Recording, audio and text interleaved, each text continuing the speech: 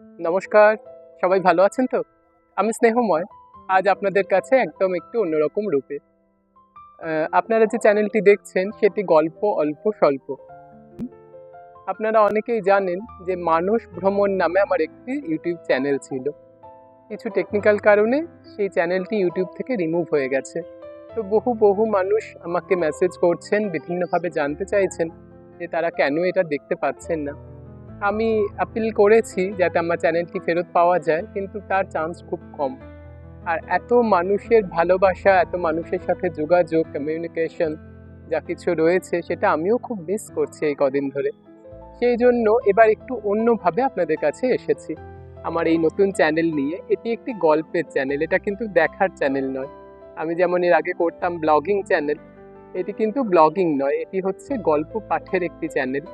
আপনারা জানেন প্রত্যেকেই যে আমাদের এই নিত্য নৈমিত্তিক জীবনে এত দৌড়ঝাঁপ বেড়ে গেছে, সময় এত কম পড়ে গেছে, আর তার উপরে আছে ফোন। তো আমাদের এখন পড়ার সময়টা কিন্তু ভীষণভাবে কমে যাচ্ছে। আমরা আর সেভাবে পড়তে পারছি না। অনেকেরই ইচ্ছে থাকে নতুন নতুন গল্প টল্প পড়ার, কিন্তু হয়ে ওঠে না পারিপার্শ্বিক চাপের কারণে এবং কাজের চাপের কারণে।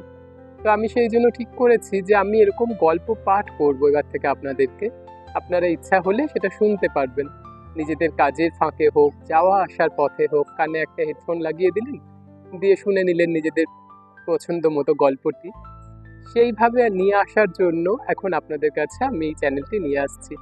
এবার ছোট জানেনই এল নিনোর কারণে প্রচণ্ড পরিমাণে গরম পড়বে। তো সেই গরমে সবসময় ক্যামেরা নিয়ে দৌড়োদৌড়ি করে আর ব্লগিং করে হয়ে উঠছে না। আর গরমে যে কোথাও নতুন নতুন ঘুরতে যাব বা আপনাদেরকে তথ্য দেব, সেটাও কিন্তু হয়ে ওঠে না। সেই জন্য ঠিক করেছি যে এখন কিছুদিন এই গল্প পাঠের চ্যানেলটা চালাই। আসলে এই গল্প বলুন, পড়া বলুন, এটা কিন্তু আমারও অত্যন্ত প্রিয় একটি জিনিস। আমি খুব ভালোবাসি গল্পের বই পড়তে, কিন্তু আমারও ইদানিং তাই হচ্ছে যে ব্লগিং করতে গিয়ে এবং কাজের জন্য খুব কম সময় হয়ে গিয়েছে, আর বেশি আমি পড়তে পারছি না। তো সেক্ষেত্রে এই গল্প পাঠের চ্যানেল যদি করি, তাহলে কিন্তু আমার নিজেরও পড়া হবে, তার সাথে সাথে আমি আপনাদের সাথেও শেয়ার করতে পারবো। এটা একটা ভালো ব্যাপার হবে, তাই না? তবে সানডে সাসপেন্সের মতন এরকম বড় কিছু ব্যাপার এখনই নয়। এই জাস্ট আমি একটা বই নিয়ে পড়ে যাব, আপনাদের শুনতে ইচ্ছা হলে আপনারা শুনবেন, এইরকম আর কি। এককভাবে যতটুকু করা যায়, এককভাবে ছোট্ট করে এখন শুরু করছি। যদি আপনাদের ভালো লাগে তাহলে আপনারা যদি জানান, তখন না হয় অন্যরকমভাবে এটাকে সেট আপ করার একটা ব্যবস্থা করব। আর আপনারা কমেন্ট বক্সে অবশ্যই জানাবেন যে আপনারা কোন গল্প শুনতে চান, কোন লেখকের গল্প শুনতে চান, ছোট গল্পই শুধু শুনবেন না বড় কিছু শুনতে চান। সেটা বললে পরে আমার ইমপ্রুভ করতে অনেক বেশি সুবিধা হবে। গল্প তো একটি ভীষণ ভালো জিনিস, তাই না? আর গল্প বলাটাও একটা আর্ট। আমি সেরকম আর্টিস্ট নই বা আমি বাচিক শিল্পী নই যে আপনাদের কাছে খুব নাটকীয়ভাবে তুলে ধরবো সবকিছু। সেটা হয়তো প্রথমে পারবো না, কিন্তু পাঠটুকু করতে পারি আপনাদের কাছ পর্যন্ত পৌঁছে দেওয়ার জন্য। আমার বাবা ভীষণ ভালো গল্প বলতেন, জানেন তো? আমার বাবা ছিলেন অত্যন্ত রাশভারী একজন মানুষ, যাকে দেখলে সবাই ভয় পেত, তার সহকর্মীরা, আশেপাশে যারা থাকতো। কিন্তু বাচ্চারা ভীষণ তাকে পছন্দ করতো, কারণ তার একটাই গুণ, এত ভালো গল্প বলতেন, ভীষণ নাটকীয়ভাবে আমাদের মানে সবাইকে এক জায়গায়, দুষ্টু বাচ্চাদেরকে বসিয়ে রাখার জন্য তিনি ছিলেন। তো সেটার থেকেই মনে হচ্ছে যে যদি এরকম একটা কিছু করা যায় তো ভালো হবে। আর গল্পের কথাই যখন উঠলো, তখন আর একজন গল্পকারের কথা না বললেই নয়। তিনি হচ্ছেন ঠাকুর শ্রী রামকৃষ্ণ। আপনারা যারা কথামৃত পড়েছেন তারা দেখেছেন কথামৃত জুড়ে কিন্তু রয়েছে শুধুই ঠাকুরের গল্প। উনি ভক্তদেরকে কিন্তু খুব বড় কিছু ভাষণ দিতেন না, খুব বড় বড় উপদেশ কিছু দিতেন না, ছোট ছোট গল্প বলতেন। আর সেই গল্পের মাধ্যমে তিনি তার উপদেশটুকু একদম ভক্তদের মনের মধ্যে গেঁথে দিতেন। অত্যন্ত ভালো একজন মানে অত্যন্ত ভালো একটি ব্যাপার যে কত সহজ ছোট ছোট গল্প মাধ্যমে যে এরকম কিছু করা যায়, এবং সেই গল্প যে আমাদের জীবনে কত বড় প্রভাব বিস্তার করে, সেটা কিন্তু কথামৃত শুনলে পরে বা পড়লে পরে বোঝা যায়। তো এই সমস্ত দেখে শুনেই মনে হলো যে এটা যদি করি, হয়তো খুব বিশাল একটা হিউজ মানুষজন বা শ্রোতা আমি হয়তো পাবো না, কিন্তু যে কজন শুনবেন তাদেরও যদি ভালো যাবে সেটুকু চেষ্টা আমি সবসময় করব।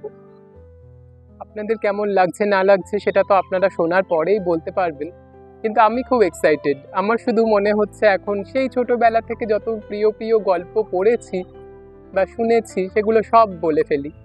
এই যে কিছুদিন আগেই দেখেছেন আমাদের নাতিরা এসেছিল, রামা, রিতু, ওরা এত দুরন্ত, ভাষা নিয়ে একটু সমস্যা, কিন্তু ওদেরও এই দস্যিপনাকে আটকে রাখার একটা উপায় ছিল গল্প বলা। আমি ওদেরকে নিয়ে শুতাম একসাথে এবং নিজের মতন করে ভুলভাল ইংরেজিতে সেই টোকাটুকি ব্যঙ্গমা ব্যঙ্গমে গল্প বলতাম। ওরা হাঁ করে চুপ করে শুনতো, কোনো দুষ্টুমি না করে, আবার নিজেরাও বলতো আমাকে গল্প। তো সেই রকমই আপনাদেরকেও শোনানোর ব্যাপারে আমার খুব এক্সাইটমেন্ট এখন থেকেই হচ্ছে।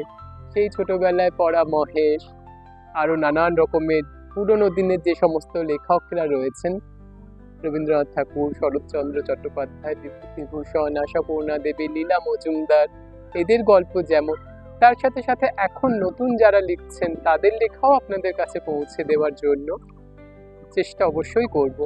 আমার তো এখনই ইচ্ছে করছে প্রথমেই আমার কাছে একটি অভীক সরকারের বই রয়েছে, সেই 5টি রহস্য উপন্যাস পরপর পড়ে ফেলতে আপনাদের জন্য। তো এইভাবেই আস্তে আস্তে আসবো, চেষ্টা করব সোম, বুধ, শুক্র এই 3 দিন বিকেল 5টার দিকে এরকম ভিডিওটি পোস্ট করতে। আপনারাও জানাবেন যে আপনাদের কোন সময় ভিডিও দিলে শুনতে সুবিধা হবে, কারণ এটা তো একটা শোনার চ্যানেল। তো সেই মতো তাহলে আমি নিশ্চয়ই চেষ্টা করব। চলুন আজ এই পর্যন্তই, খুব তাড়াতাড়ি ফিরবো নতুন একটি ভিডিও নিয়ে, নতুন একটি গল্প নিয়ে। ততক্ষণ সবাই খুব ভালো থাকবেন। ধন্যবাদ।